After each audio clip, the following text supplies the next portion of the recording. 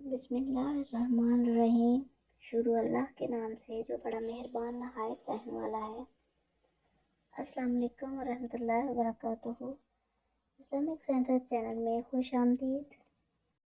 Viewers, Islamic centre channel Islamic history کے واقعات کا چینل ہے۔ اس میں ہر طرح کے واقعات ملتے ہیں۔ انبیاء کرام کے حالات و واقعات بھی ملتے ہیں۔ تو ان انبیاء کرام کے حالات و واقعات میں آج کی ویڈیو حضرت الجسا کی حالات و واقعات کے بارے میں ہے۔ تو ویڈیو کو اسکپ کیے بغیر انت تک ضرور دیکھیے گا۔ تو آئیے چلتے ہیں ویڈیو کی طرف۔ سورۃ الانعام میں اللہ تعالیٰ نے دیگر انبیاء کرام علیہ السلام کے ساتھ حضرت الجسا کا ذکر فرمایا ہے۔ سورۃ الانعام میں اللہ تعالیٰ فرماتے ہیں، نیز اسماعیل، الجسا، یونس اور لوط کو بھی، اور ان سب کو ہم نے دنیا جہان کے لوگوں پر فضیلت بخشی تھی۔ سورۃ صاد میں ارشاد باری تعالیٰ ہے، اور اسماعیل اور الجسا اور ذوالکفل کو یاد کرو، اور یہ سب بہترین لوگوں میں سے تھے۔ محمد بن اسحاق رحمہ اللہ نے حسن بصری رحمہ اللہ سے نقل کیا ہے کہ حضرت الیاس علیہ السلام کے بعد حضرت الجسا علیہ السلام بنی اسرائیل میں نبی مبعوث ہوئے تھے، اور وہ حضرت الیاس علیہ السلام کی شریعت کو تھامے ہوئے لوگوں کو اللہ کی طرف بلاتے رہے، حتیٰ کہ اللہ تعالیٰ نے ان کو فوت کر دیا۔ ان کے بعد پھر یکے بعد دیگرے خلیفہ آتے رہے، اور ان میں بدعتیں بھی عام ہو گئیں، اور اللہ تعالیٰ کی نافرمانی بھی زیادہ ہو گئی۔ جبر و ظلم کا بازار گرم کرنے والے بادشاہ بھی آئے، اور انہوں نے انبیاء علیہ السلام کو قتل کیا، اور ان میں ایک انتہائی جابر اور سرکش بادشاہ بھی آیا۔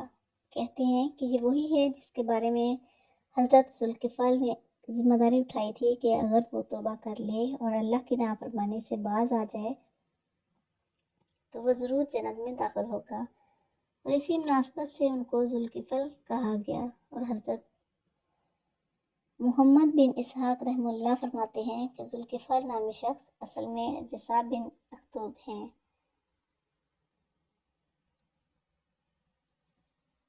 کہا جاتا ہے کہ وہ الیاس علیہ السلام کے چچا تھے، اور یہ بھی کہا گیا ہے کہ بیلبک کے بادشاہ سے ڈر کر قاسیوں میں الیاس علیہ السلام کے ساتھ ہی چھپے تھے، پھر ان کے ساتھ ہی ان کی طرف واپس آئے۔ پھر جب حضرت الیاس کو آسمان پر اٹھا لیا گیا تو الجسا علیہ السلام ان کے نائب بن گئے، اور اللہ تعالیٰ نے ان کو الیاس علیہ السلام کے بعد نبی بنا دیا۔ اور یہ بات وہب بن منبع رحمہ اللہ سے بھی مروی ہے۔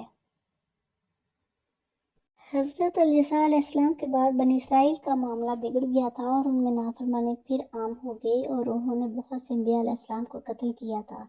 تو اللہ تعالیٰ نے انبیاء کی جگہ جابر و ظالم بادشاہوں کو ان پر مسلط کیا، اور ان پر ظلم کرتے تھے اور ان کو قتل کرتے تھے، اور مزید یہ کہ اللہ تعالیٰ نے ان کے دشمنوں کو ان پر مسلط کر دیا۔ جب وہ اپنے دشمنوں سے لڑتے تو ان کے ساتھ تابوت میثاق ہوتے تھے۔ جب اہل غزہ اور اہل اسقلان کے ساتھ لڑائیوں میں بنی اسرائیل مغلوب ہوئے تو تابوت ان کے ہاتھوں سے چھین لیا گیا۔ جب بنی اسرائیل کے بادشاہ کو اس بات کا علم ہوا تو اس کی گردن جھک گئی، اور اسی غم میں اس کی موت واقع ہو گئی۔ اب بنی اسرائیل کا شرازہ اس طرح پارا پارا ہو گیا جیسے چرواہے کے بغیر بکریوں کا ریوڑ ہوتا ہے، حتیٰ کہ اللہ تعالیٰ نے ان میں اپنا نبی بھیجا جس کا نام شموئیل تھا۔ بنی اسرائیل نے ان سے ایک بادشاہ مقرر کرنے کا مطالبہ کیا تاکہ وہ اپنے دشمنوں سے لڑائی کریں اور ان سے اپنے اوپر ہونے والے ظلم کا بدلہ لیں۔ اس کے نتیجے میں وہ حالات پیش آئے جن کا تذکرہ اللہ تعالیٰ نے اپنی کتاب میں کیا ہے۔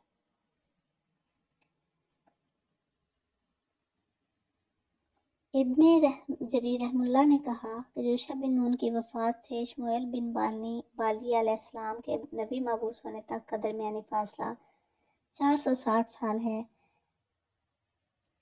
تو ویورز، حضرت الجسا کے بعد آنے والے نبی حضرت شموئیل علیہ السلام ہیں، تو ان کا ذکر انشاءاللہ اگلی ویڈیو میں کیا جائے گا۔ تو ان کی ویڈیو حضرت شموئیل علیہ السلام کے بارے میں جاننے کے لیے اگلی ویڈیو ضرور دیکھیے گا۔ اگر یہ ویڈیو آپ کو پسند آئے تو اس کو لائک اور شیئر ضرور کریں. چینل پر نئے ہیں تو چینل کو سبسکرائب ضرور کریں. اس سے آپ کے علم میں اضافہ ہوگا اور چینل کو سپورٹ ملے گی. بیل آئیکن کو ضرور پریس کریں تاکہ ہر آنے والی ویڈیو کا نوٹیفیکیشن آپ تک پہنچ سکے. ملتے ہیں نیکسٹ ویڈیو میں حضرت شعیب علیہ السلام کے تذکرے کے ساتھ. تب تک کے لیے اللہ حافظ.